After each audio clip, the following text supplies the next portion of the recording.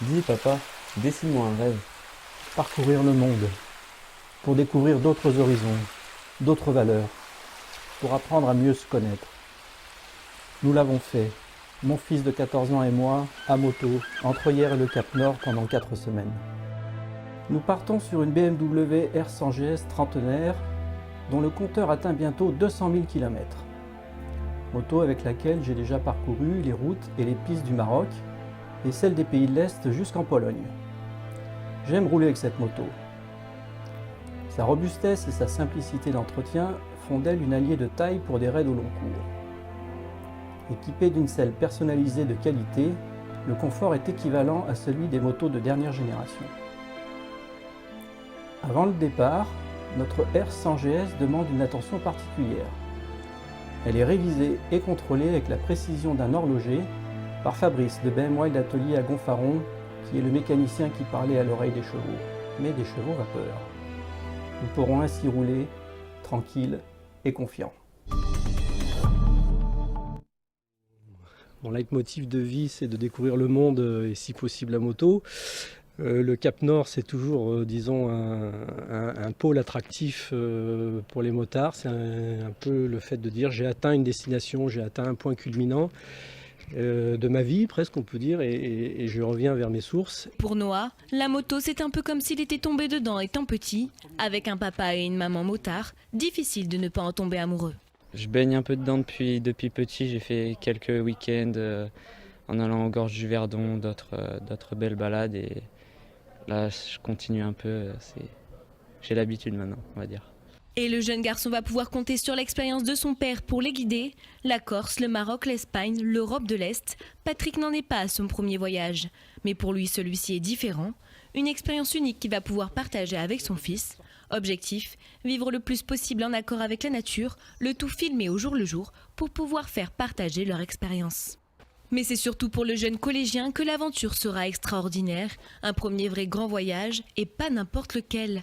Un moyen de découvrir le monde, mais aussi de se découvrir soi-même. Là, je vais vivre pendant un mois une belle aventure avec beaucoup de belles routes, comme il a dit, beaucoup de paysages, des rencontres avec d'autres motards, voir des pays, passer un bon moment avec mon père et c'est génial. Les médias sont venus nous soutenir. C'est stimulant et gratifiant pour nous deux. Je deviens le héros d'une histoire que je vais écrire avec mon père. Pour vivre le voyage avec eux, rendez-vous sur leur page Facebook 45e Parallèle Nord. Après une remontée sud-nord de la France, de l'Allemagne et du Danemark, nous avons découvert les routes touristiques de Norvège du sud au nord, par la côte occidentale jusqu'au Cap Nord, sans oublier de parcourir les îles Lofoten. Le retour se faisant par la Suède, le Danemark et l'Allemagne. Sur l'autoroute A7, un Mistral violent nous agresse. Inquiets, nous oublions notre sacoche réservoir à une station-service. Cette erreur nous pénalise de 400 km. Ce premier jour, nous roulons 1140 km jusqu'à 23 heures. Passage de la frontière du Danemark. Nous retrouvons à nouveau le soleil et sa chaleur. Les longues portions d'autoroute alternent avec les arrêts-repos où Noé s'allonge pour se détendre. Enfin, nous sommes arrivés à Hirtshals au nord du pays. Nous passons la nuit dans une super île bien confortable. Demain, nous traversons vers la Norvège. Avant d'embarquer, nous discutons avec d'autres motards, voyageurs aventuriers qui ne connaissent pas d'autres valeurs que la découverte de nouveaux horizons, la rencontre avec d'autres personnes, le partage. Nous semblons la GS dans le ferry. Ainsi, nous sommes seuls responsables des conséquences en cas de chute de la moto au cours de la traversée.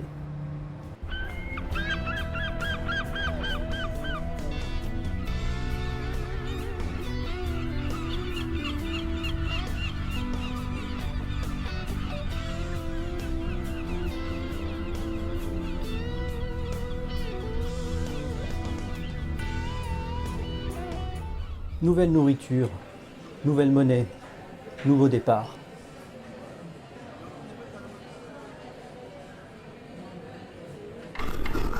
On mange, on ne sait pas ce qu'on mange, mais on mange.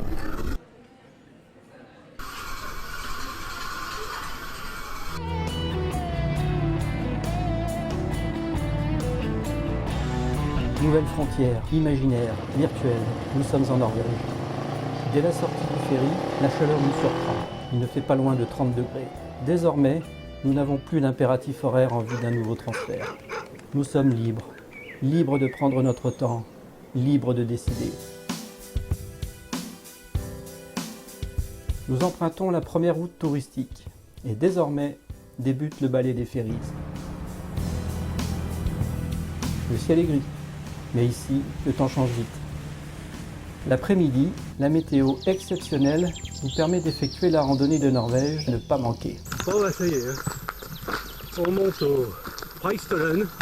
2 heures de grimpe sur de gros cailloux où nous croisons de nombreux randonneurs. S'il avait fait mauvais, bah il serait peut-être pas allé, parce que il y a 2 heures de montée, 2 heures de descente pour être dans le brouillard, c'est pas la peine.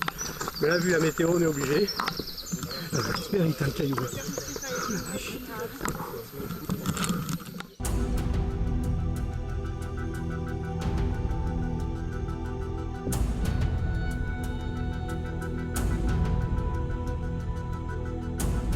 Enfin, nous atteignons ce promontoire rocheux appelé la Chaire du Prêtre, culminant à 604 mètres au-dessus du Lysfjord, espace libre de toute barrière de protection.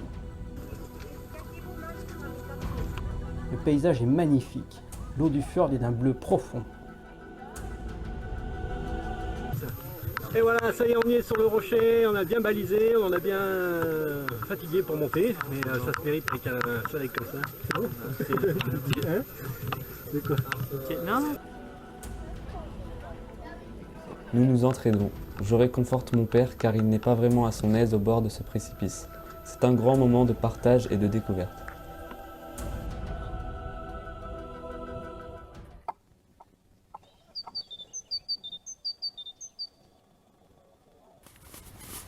Ça va faire penser à se réveiller.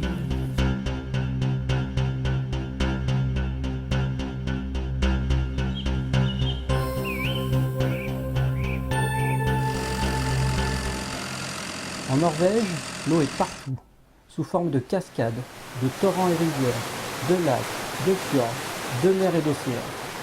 On appelle parfois notre Terre la planète bleue.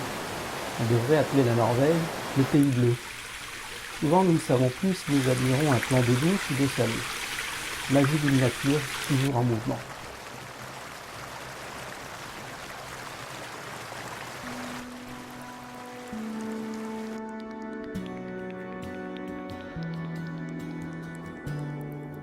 Nous continuons notre découverte des routes touristiques du Sud qui s'enchaînent, toujours sous le soleil.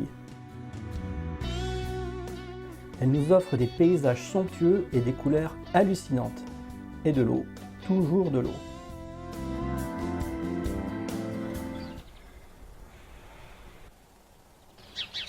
Repos avant de découvrir une nouvelle route, un nouveau paysage, nouvelle palette de couleurs. Le tableau est en relief.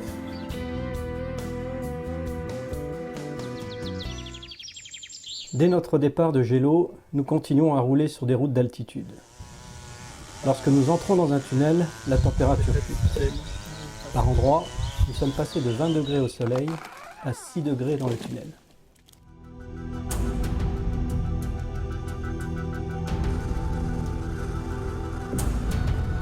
À Orlandsvangen, nous ne prenons pas le tunnel le plus long du monde. 24 km d'obscurité pour rejoindre la Herdal. Nous préférons la lumière et les couleurs de la petite route touristique Orlandgelet qui passe par les montagnes et nous offre une vue magnifique. J'ai beaucoup de mal à suivre une trajectoire correcte dans les virages en épingle en montée. Le point imposant se répartit sur l'arrière de la moto, délestant la roue avant. L'adhérence diminue. Je m'assure que personne n'arrive à contresens pour pouvoir me déporter sur l'ensemble de la route. Heureusement, la route est sèche.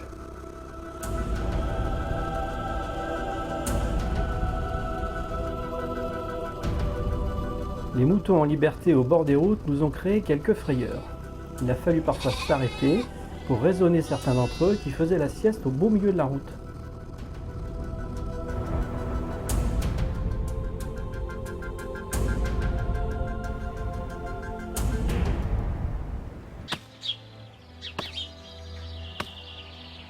Joa, l'endroit est calme, beau. Dans une salle à la décoration chaleureuse, nous prenons notre dîner à la même table qu'un couple de Canadiens et de 3 pêcheurs norvégiens. La discussion tourne autour des plus beaux lieux de pêche au saumon entre le Canada et la Norvège.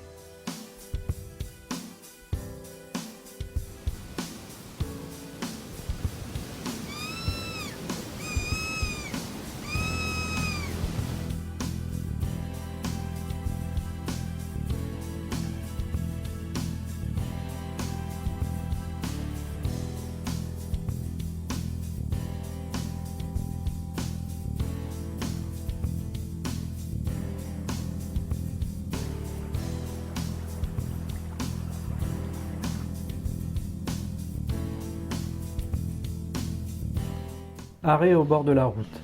Fascinés par notre moto, les motards venant de Russie nous interpellent et discutent avec nous. Ils donnent à Noé une grosse broche représentant le sigle de la Coupe du Monde de football. Et oui, c'est en ce moment. Nouveau ferry, braquard bleu et blanc de ce siècle. De l'eau et des couleurs, toujours.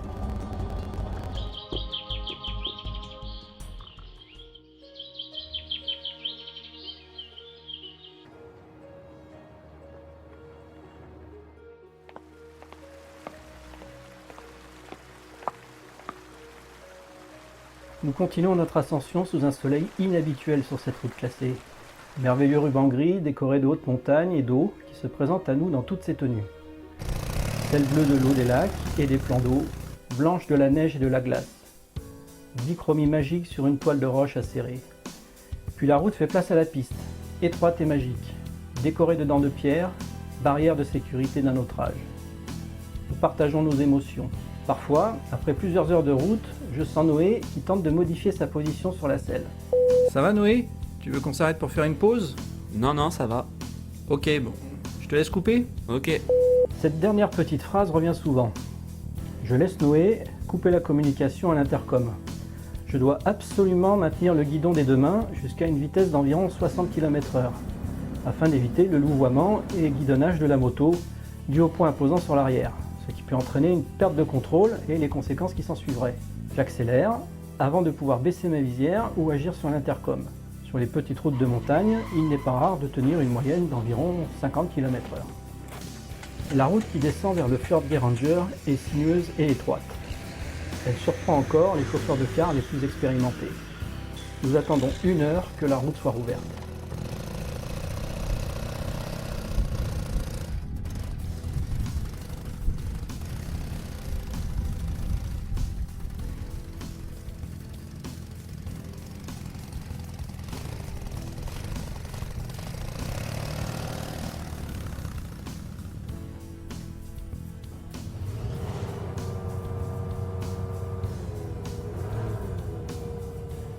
C'est avec un grand plaisir que nous retrouvons nos amis russes à l'embarcadère du prochain ferry. C'est un grand moment d'échange. Passage vers l'abîme des trolls.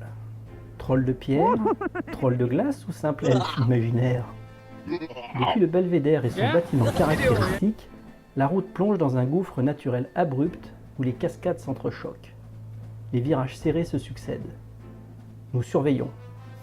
Les trolls ne surgiraient pas. La route de l'Atlantique nous dévoile l'élégance des courbes horizontales de son ruban d'asphalte et celle verticale des ponts gracieux qui enjambent ici l'océan. Considérée par certains comme la plus belle route du monde, elle compose un tableau de lignes et de couleurs. Bleu de l'océan et gris du béton. Instant et vision magique que nous garderons à tout jamais dans nos têtes, cartes mémoire biologiques qui ne seront jamais formatées.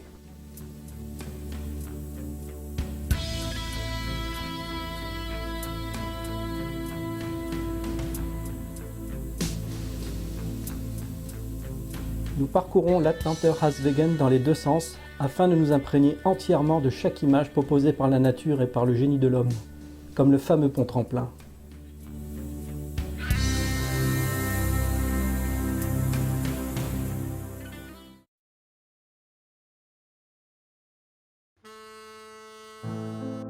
Le bleu de la mer tente à nouveau de se confondre avec le bleu du ciel.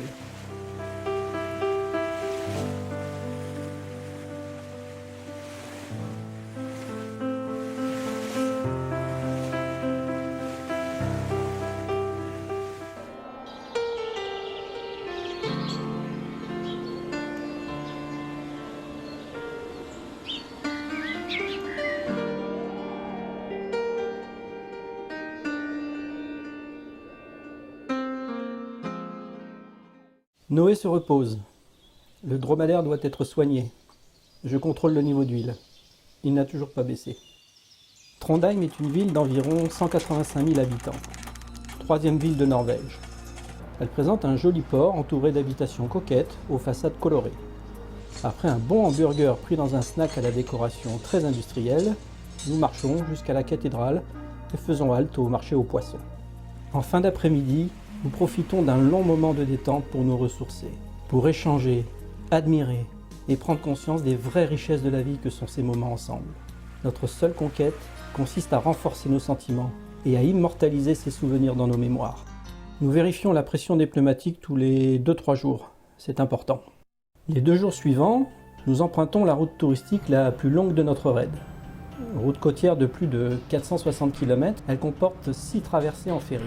Lors d'une attente à un embarcadère, nous rencontrons un couple de motards suisses-allemands. Lors d'une traversée, nous admirons ensemble la balise en forme de globe matérialisant sur la berge le passage du cercle polaire arctique. Nous contemplons des glaciers qui s'étalent à la même altitude que la route.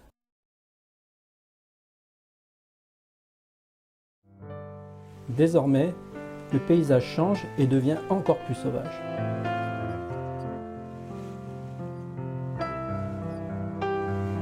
Nouvelle traversée en ferry. Au loin, se dessinent les montagnes droites, abruptes et acérées des îles Lofoten. Elles forment les dents de pierre grises d'une mâchoire s'ouvrant sur l'océan, celle d'un géant englouti. Impressionnantes par leur hauteur et leur verticalité, ces murailles ont dû rebuter les équipages des plus gros dracars vikings.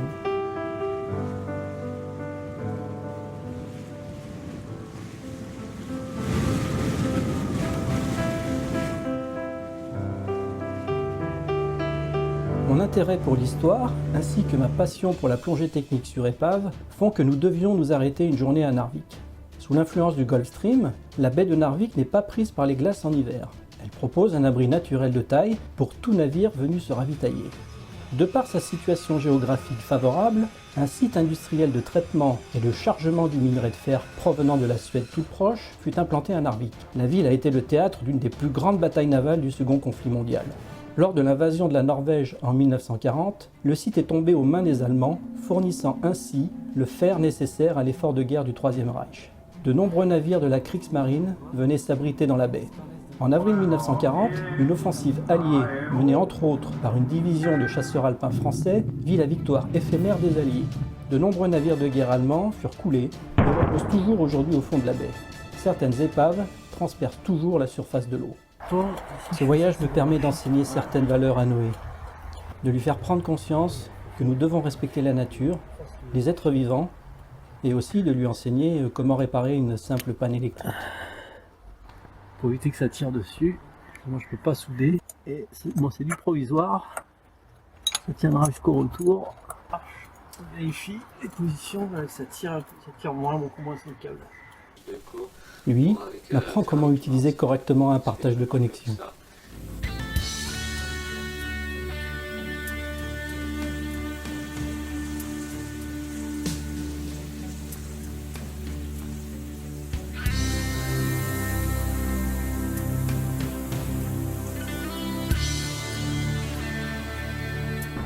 Île de beauté. L'expression est déjà empruntée pour désigner d'autres terres. Alors comment qualifier les îles Lofoten? Recouvertes de leur bonnet gris de nuages, elles nous offrent une multitude de paysages et de couleurs. Le relief abrupt et sauvage, contrasté, mariant les roches dures et noires balayées par les vents de l'océan et les plages de sable fin, joyaux de la nature, font place au petit port de pêcheurs au baraquement rouge, silencieux. Bouleversés uniquement par le cri des oiseaux de mer et par le grincement discret des mâtures, ils offrent un abri naturel aux bateaux embaumés par l'odeur des poissons qui sèchent au soleil.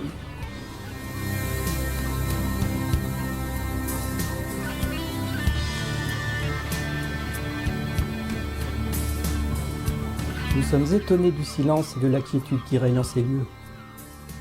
Nous descendons jusqu'à la pointe la plus au sud des îles, là où la route s'arrête. Après, c'est l'océan. Les îles Lofoten se méritent. Le ciel est souvent couvert. Les entrées océaniques butent sur les hautes montagnes, renforçant la couverture de nuages. Île de beauté, île de pureté. Nous refaisons la route en sens inverse. Magique.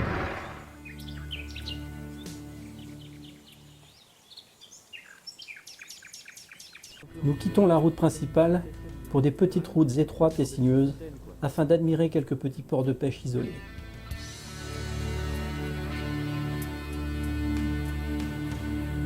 Le bleu s'estompe. Du noir et du blanc se mélangent pour un tableau de gris. Celui du ciel, celui de la roche et celui du béton de la zone de stationnement aménagée de cette route touristique.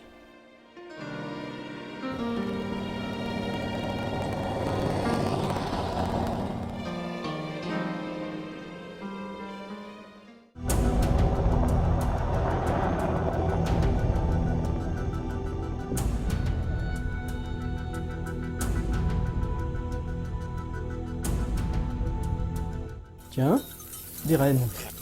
Je n'ai jamais rencontré des animaux sauvages aussi nonchalants et confiants envers l'homme.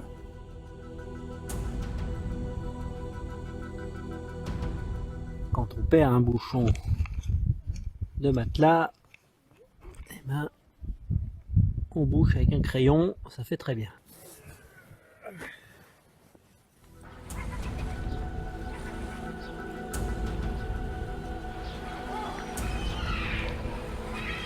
À nouveau, un troupeau de rennes. Reine et roi à la fois de ces contrées arides au climat ennemi de l'homme traversent la route. Symbole du Grand Nord, apprivoisé par les explorateurs, le globe de métal, érigé au bord de falaises abruptes, aimant géant d'un tourisme de masse, matérialise la frontière naturelle entre la terre sauvage et l'immensité de la mer de Barents. Minuit au Cap Nord. Le jour et la nuit n'ont plus de signification à ces latitudes. En été, les ténèbres n'existent plus. Une étoile dans le ciel, celle de notre système solaire, a décidé de rester là pour napper d'un orange feutré les roches les plus septentrionales de l'Europe. Même les rennes, symbole d'un père que nous n'apercevrons qu'à Noël, ne dorment pas. Tant pis pour le nord, aurait pu chanter Nino Ferrer. Il faut penser à s'orienter vers le sud, abandonner aux rennes et au soleil ces contrées sauvages. Sur la route du retour du Cap Nord, nous empruntons, comme à l'aller, le tunnel du même nom. Long de 7 km, il descend à 212 mètres au-dessous du niveau de la mer pour franchir un bras de la mer de Barents. Effet garanti.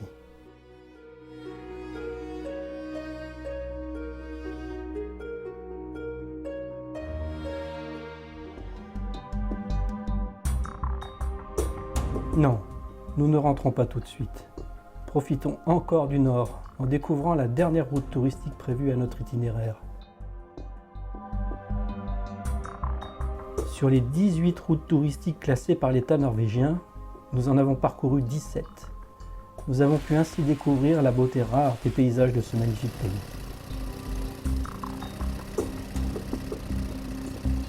Ode à la beauté de ces rochers noirs et de ces plages au sable blanc. Paysage exotique, si proche de la Russie.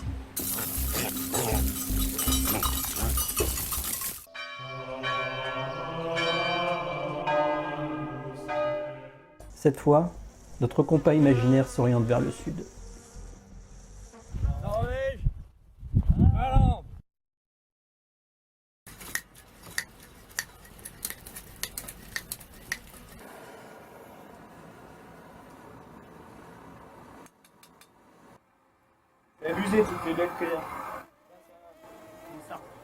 En Finlande, Noé s'énerve. Nous avons été attaqués par des escadrilles de bestioles volantes plus ou moins grosses. Bestioles qui n'ont rien à envier aux escadrilles du Fighter Command de la bataille d'Angleterre.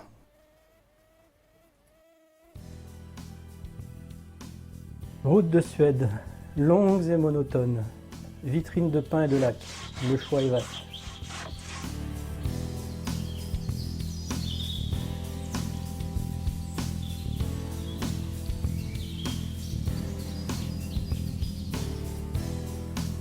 Par endroits, les routes meurtries à cause du gel subissent des travaux de rénovation importants.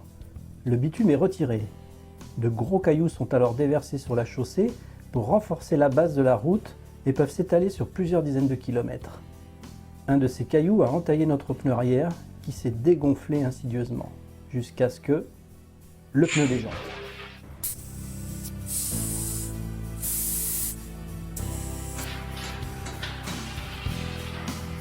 dernière grande enjambée.